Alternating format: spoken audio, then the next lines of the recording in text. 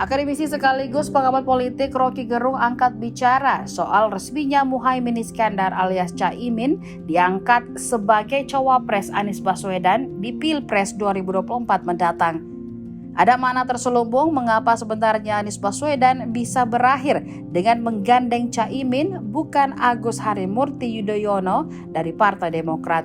Pandangan Rocky justru menyebut keputusan Surya Paloh itu sebagai kabar buruk bagi Anies Baswedan. Menurut Rocky, Caimin punya banyak kasus yang dihadapi dan berakhir akan menjegal pergerakan Anies ke depannya.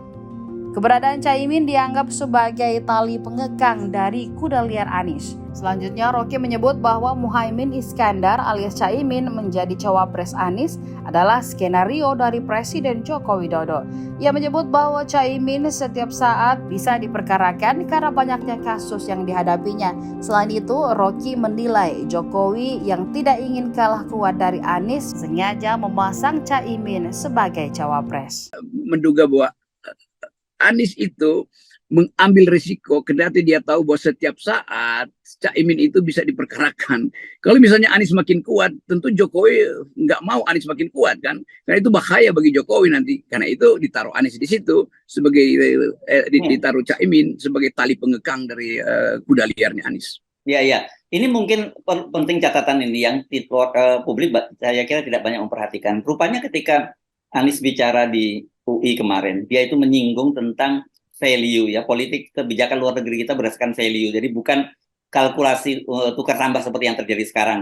Ya, dan itu ternyata menarik perhatian dari media-media internasional karena di situ Anies menyatakan misalnya katakanlah dalam ketika Rusia menyerang Ukraina gitu. Jadi bukan kalkulasinya bahwa kita tukar tambah dengan Rusia apa, tetapi value-nya bahwa itu tidak boleh dilakukan dan itu Indonesia harus menegur. Nah, sebenarnya begini-begini kan mulai bagus sebenarnya gagasan dari Anies.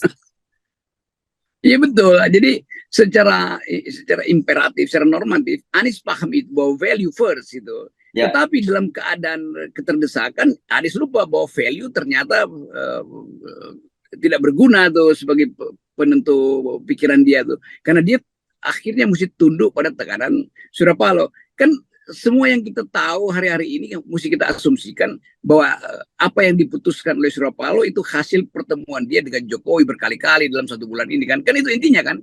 Jadi nggak mungkin Anies menganggap atau publik menganggap itu pilihan Anies. Jelas itu bukan pilihan Anies. Nah di situ juga Anies diuji apakah dia leader atau dia sekedar dealer. Nah keterangan ini mesti sampai pada SBY supaya SBY paham bahwa oke, ada tekanan, tetapi itu masih bisa kita negosiasikan lah Anies. Nanti Anda diam-diam deh, saya akan backup terus Anda supaya Caimin itu bisa dinetralisir atau makin lama Caimin juga bisa berubah menjadi oposan kan itu yang harusnya. Tapi itu tidak terjadi karena Surya Paloh saya kira juga secara pribadi tidak menginginkan komposisi kabinet nanti itu di belakang ini ada figur SBY yang terlalu kuat dan itu mungkin pesan dari Jokowi pada Surya Paloh, hati-hati ya, itu ada SBY di belakang itu. Lalu Surya Paloh mencari cara dan cara itu ditemukan yaitu pasang dengan Anies dengan Caimin. Publik akhirnya mulai bongkar. Loh kata Anies nggak boleh berpasangan dengan orang yang punya masalah. Caimin punya masalah banyak tuh.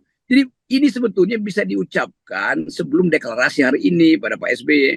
Jadi tadi malam mungkin yang lebih tepat supaya Pak SBY ya antara marah dan melihat bahwa dia masih diperlukan sebagai pengatur strategi di dalam koalisi perubahan.